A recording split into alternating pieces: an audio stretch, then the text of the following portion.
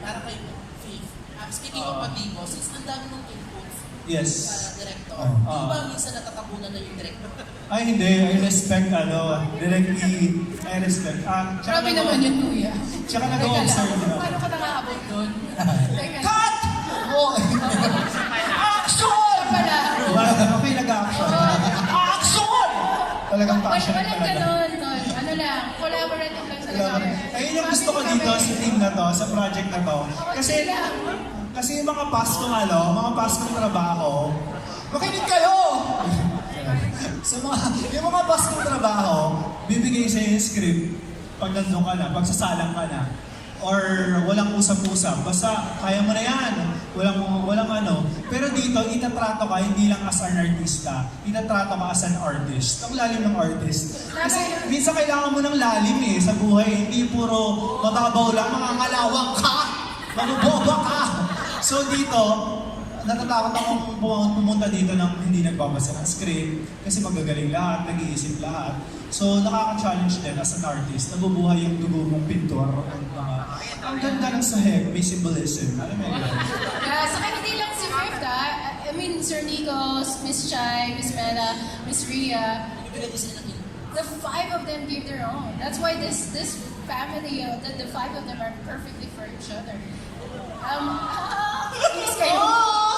Kasi sila yun. I mean, Live group. Live. Nag-live group. matakot ang Philippines dito sa limang to. So I think iba yung chemistry nila. And I think ma-justify yan yung 12 episodes ng series. Watch out, tabing ilog. Watch out, Jimmy. Watch out, Jimmy. Or Faith, saan ka mas nag-enjoy ngayon? Sa pagiging director or sa pagiging artist? Ano yung actor or director? Director, mas maraming pera. Hindi, dami na talagang pera. Bibili na akong bahay. Sa commercial ko alam, kinanda nagka-commercial na rin ako. So, kapag may mga friends kayo ng IG agency. Ako yung nag-direct nitong Shopee 12 dog ni Jose Marichan. Sa Shopee. Malilibre po si Fifth na. Ay, grabe. At saka yung kay Ed. Baka naman. Dami ko palang bayarin. Si Ford ako Grade mo yung mga millennial, no? Grade mo mga millennial, no? Hindi, mas gusto ko yung director kasi mas nag-iisip ako, nagagamit ko yung course ko kasi nag-aaral ako ng college nung nag-masters ako. Tapos, sa Australia. Tapos yun, mas maraming pera. Siyempre, mas masarap pag marami kang pera dito sa Pilipinas. Uy, grabe kayo magdadaw And ng honestly, Phoebe. Lilipat ako ng tigig. So, buy QC, buy South Triangle. Buy Grab Food. Walking distance sa lang restaurants din. Ano yun? Sa Sorry. mga creators, may plans ba na parang to have a season 2 or Gen Y naman or Millennials naman? Miss Linggit, CLK? Asan ba? Sorry, this project was actually greenlit at the office of CLK by himself. So we're very thankful for them. And thankful for Miss Linggit, for GMO, who's in the hospital right now, and lahat ng buo ng iWant. Pero we'll let you know. We will find out. Panoorin niyo muna, by the way. Episodes 1 to 12. Oo, kasi balak kami maging yung Manilennials phenomenon. So, humble naman kami. Humble. Hanggang lola daw meron ng season na to. Okay, thank you, congrats. Thank you. Di ba kay Sir Noel or Sar? From Pep, thank you. Thank you, Bix. Yes, hello, good evening. Parang kaya Shai, napanood mo ba yung pelikula nila si Miranda at saka ni Reynes Cameo? Yung Adan? No, I haven't seen it actually, so I'm not sure. Kasi may kinalaman to sa next question ko about this sa episode 9, yung meron kang eksena with the girl na may ginagawa kayong pang-rated R. Paano mo ba pinaghandaan ito at saka anong pakiramdam nung Which mo scene yung exactly? yung parang yung ginagawa sa episode 1 na yun, yung parang yung kinakain mo yata yung Yes, I mean, okay, we're all adults here, so we Yeah, can Inis just ka get ba siya ni Yes, Jai? let's just get used to the terms. My character was going down on and performing cunnilingus on somebody else. All right, we're all adults here. Let's not be be afraid of the terms. Yes, what about that scene po? How did I prepare for it? Yeah. Gaano mo katapang na ginawa yung role na yun? No, it all always goes back, for me, with scenes like that, it always all goes back to the writers and the director. If they have a specific and purposeful talaga na intent that will serve the storytelling ng character at yung storytelling ng buong show, gagawin natin yan, and we will do the correct, we will go through the proper na preparations. No, that's with support from the fellow actors, and that's with support especially from the creators of the show. Tapos dinescribe lahat kung ano mangyayari, ganun lang, isang ganun, okay, yeah, let's go, let's do it. Because I know that it is in the service of the storytelling more than anything. More than anything, it's in the service of the storytelling. Otherwise, I would have said no. If we felt like, this isn't important, this is disrespectful, this is useless for the story, I would have said no. But I saw, after all of the discussions that we've done with E and seeing Sina Josh and reading the entire script, I knew that it was important. So, yeah. Thank you, Sir Noel. And our last set of questions ay managaling kay Kate Adahar.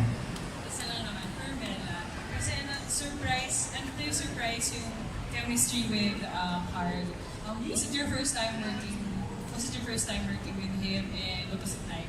It was my first time working with him. Actually, nung bago pa lang, yung eksena, sinasabi na sa akin nila, nakikiligin ako sa kanya. So, hindi pa muna kami nakita up until nandun na kami sa burger stand. Tapos nung una ko siyang nakita, nagkatiligan kaming dalawa. Grabe, kinilig na ako. As in, titig pa lang ni Carl, natunaw na talaga ako. Kaya parang sabi ko, never ba ako nagka-jowa? Buti naman dito sa series na to, at least naranasan ko kung paano kiligin. Kaya yun, tuwan-tuwa ako. And I think I really admire Carl in how he handled the situation, because as far as dating a trans woman in the Philippines is concerned, it's a taboo. People are afraid, men are afraid to date trans women because of the fact that we were born as males. And it's so hard for them to adjust to that fact. But in reality, parang si Carl, ay parang si Bjorn. Parang si Bjorn, as a character, hindi siya judgmental. Kung tatanggalin lang natin yung judgment, I think we will look into every single person as worthy to be dated, whether he or she is part of my community or not. So we can expect na marami pang aabangan dun sa Sana please, Ian Josh. Yes, Oh. episode 12, antayin ninyo, yes. Of course, Nikki Wang. Last question na from Nikki. Thank you. Hi, first congratulations. I think everybody has asked a question. Now, my question for the creators. Now, was there, because there are some symbolism embedded in every episode, but I wanted to know, was there a point that you had to sacrifice logic for creative license? Maganda yung tanong mo, bro. At siguro magiging kaibigan ka namin. Well, may sarili ding universe yung Manilennials. I guess you could say that in any film that you would watch. And in this one, yes, meron talaga kaming goal na might be illogical in real life, but it still makes sense in terms of its meaning, of its ano yung tinatawid na mensahe. Kahit sa mga products namin, gumawa kami ng mga sarili namin mga products. And even with the episode 9, that was also inspired from real events. But we also took a license para mas ma-underline kung ano yung issue dito. But it's always bound to whatever we believe as creators about what we perceive what reality is now. So, but kami, as dahil matagal na itong journey namin, dalawa ni Josh personally, it's 4 years in the making, and that's why I love iWant's collaboration with us, because never sila nag-interview. So there are like a lot of illogicalities for their perspective about our show. They didn't even say that to us. So we created this massive universe for these 5 people to be in. And nung nandun na sila, it created its own rules and I see. Because I like how you framed the last scene in episode 2, as mentioned by Shai. However, I was bothered because the course was 5 days already lying on the ground. I think if we're going to follow the chronological process of Cataverse, it should have been parang rotting. Yeah, Talagang rotting na. But yeah, that's the reason why I asked the question. Now, can you just share with us, how was the research process of the series? How was the research process? Kasi 4 years din namin develop, ang dami namin in-interview, ang dami naman yung cases na research on, including especially for episode 9 and episode 10. So, mas doon kami tumutok kasi it's kinda outside our spectrum. So, kailangan namin mag-immerse doon so paano talaga yung issue. So, yun. Yeah, and sometimes we put ourselves in the characters because we're very masochist towards them. So kung ano yung reaction namin bilang kaming dalawa, yun sila. Kung ano yung reaction ni Mela, ganun kami, ni Fifth, ni Ria, ni Nicco, ni Chai. It's basically us. Yeah. Again, the series is very, very good. Oh, thank you po. Thank you po. Thank you, maraming And can I add to that? Sige. Kudos to them kasi when they were tackling trans women issues, they asked, okay ba itong term na to? Ma-offend ka ba dito? Ano yung mga dapat? Ano yung mga hindi dapat? So, laging merong sensibilities. Very collaborative. Yeah, ang dami rin napuntahan ng script na yun na community-based ng LGBTQ. And we're proud to be an LGBTQ show, by the way. So if you brand us that, we're very proud. we're always there. Even after we already cut the episode 4, Yeah, we showed it. Pinanood mo na namin kay Mela. Nagpa-FGD pa to sa several LGBTQ. So nire-respeto rin talaga namin yung opinion ng lahat na involved. Okay na. Thank you, maraming salamat. Salamat!